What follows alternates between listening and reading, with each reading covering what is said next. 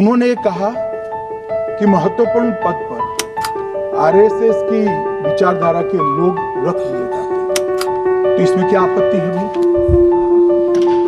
क्या इस देश में कोई कानून बना है कि आरएसएस की विचारधारा वाले हैं उनको कोई महत्वपूर्ण? अरे इस देश का प्रधानमंत्री आरएसएस की,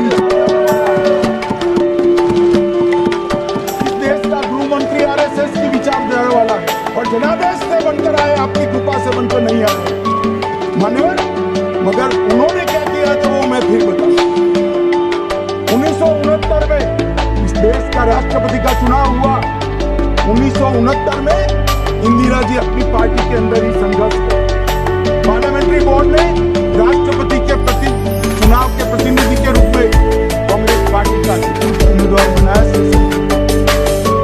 और इंदिरा जी ने प्रधानमंत्री रहते हुए अपने पार्टी के मैंडेट को ही रिफाई करता कहा कि राष्ट्रपति का चुनाव में वोटिंग अंतर आत्मा की आवाज से, और उन्होंने उसे दीदी को और फिर हुआ क्या?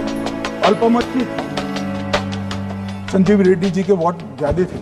जीतने के लिए उन्होंने कम्युनिस्टों से समाधान किया और इस देश की सारे संस्थान पर, शिक्षा संस्थान पर, महत्वपूर्ण संवैधानिक पद पर कम्युनिस्टों को बिठाने का काम इंदिरा गांधी जी ने, और वहीं से इस देश के विमर्श को बदलने का काम किया है, वहीं से किया है। वामपंथी विचारधारा इस देश के प्रकृति को, इस देश के स्वभाव को, इस देश की जनता को स्वीकार्य नहीं है और इसीलिए वामपंथी लुप्त हो गए।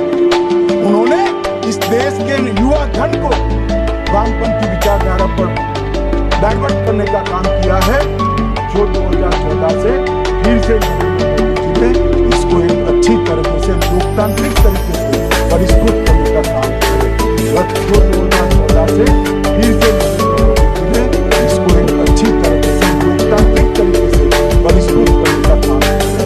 और ये कह रहे हैं कि आरएसएस के विचारधारा वाले कोई ऐसा कानून नहीं है कि आरएसएस की विचारधारा वाला व्यक्ति, आरएसएस की विचारधारा क्या?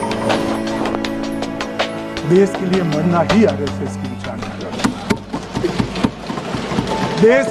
देश को समृद्धि के परम शिखर पर ले जाना ही आरएसएस की विचारधारा, देश की संस्कृति का झंडा बुलंद करना ही आरएसएस की विचारधारा। ये क्या समझाते? हम ऐसे मान लेंगे? हम नहीं डरते साहब, हम नहीं डरते। मैं मेरी ही बात करता हूं।